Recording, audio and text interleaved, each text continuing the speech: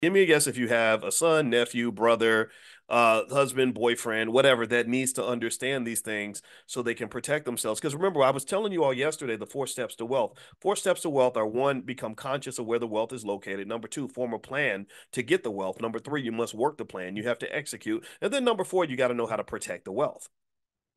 You got to protect it. And this is what I'm focused on today is the protection of the wealth. So here's the deal. Um, when you have, made a lot of money by being the laughing, singing, dancing Negro, that's kind of what it is, by being the clown, um, you're very vulnerable to the fact that your wealth might eventually be gone for the same reason that remember Diddy used to tell you more money, more problems. Well, part of the reason Diddy had more money, more problems was because sometimes with this space, this sort of hip hop clownish space, they can get men to let their guards down, and you somehow think that all these women chasing you around is actually an asset in your life. And you have to hit a certain point in your life where you realize that that's not an asset, that's a threat, that's a liability.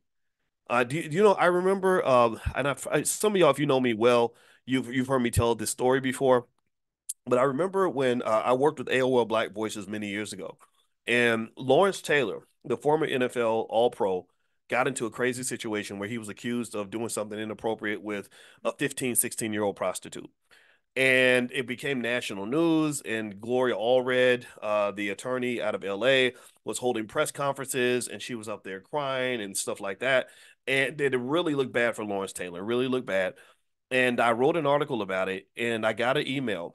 And the email was really long. It was very passionate. It had a lot of broken English, but I was able to get through it enough to where I got curious. And there was a phone number in the email. Now, normally I wouldn't call a number where somebody just emails me like that, but I felt like I needed to talk to this lady because I like to understand truth. I like to understand what really happened, not just what I see, but I want to take it all in and then use my instincts to determine what I think. So I talked to this lady, and one thing that she told me about she what was that this young lady, according to this woman, was part of a group of three. There was like a group of three women that would study athletes and entertainers. They would study them. Again, remember, because their economic consciousness is very high. They're scientists. They would study what he liked to drink, what he liked to talk about. If he was a person that was easy, like he'd like to sleep with anything, any cute thing that you put in front of him, that made him easy prey. That made him easy prey. So they said, okay, this guy, he runs around, he lets his guard down, he's not protecting his wealth, he's getting into bed with anything that moves. So when he comes to town, we're going to put something in front of him with a big booty or something, and we're going to lure him into the hotel room. Once he gets to the hotel room, they would put a date rape drug in his drink. Cardi B talked about this a lot. Cardi B used to talk about this.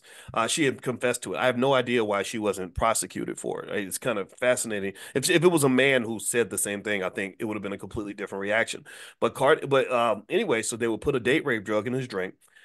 While he was asleep, they would put the underage girl in the bed with him. So even the guys that thought they were being careful, right? See, that's the thing. With sometimes when you start playing, I hate to sound like preachy when I say this, but sometimes when you playing with God, you don't understand that karma is real and that stuff will eventually catch up with you. That chickens eventually come home to roost. And what I mean by that is you see people that really live dangerous, edgy lifestyles and they say, "Oh, it's all okay because I wear a condom." It's like, no, but if you're sleeping with 300, 400 people, that's gonna have consequences. That is you're putting yourself in a very fragile situation, especially when you have money.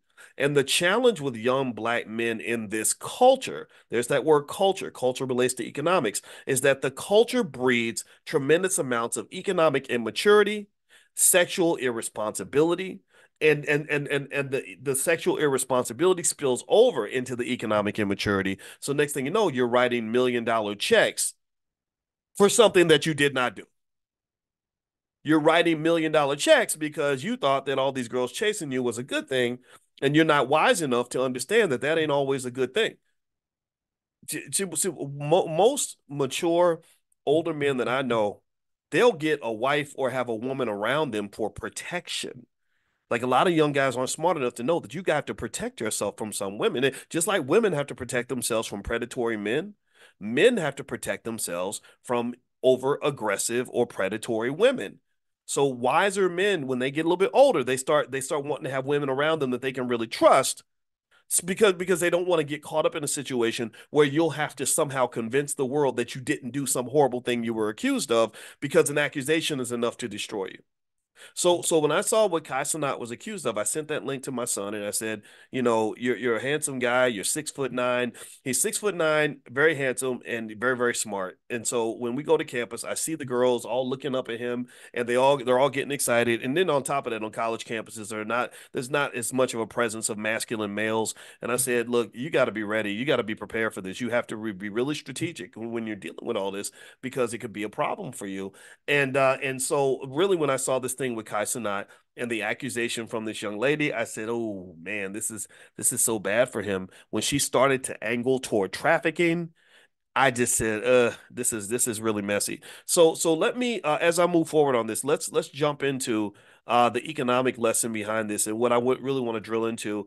And this is all from the study guide from my book, The 10 Commandments of Black Economic Power. If you don't have a copy yet, you can go to drboycebooks.com. That's drboycebooks.com. All right, so let's talk about this. Now, before we had talked about what a capital base looks like. And remember, a capital base is what our kids are missing. That's why so many of them struggle financially.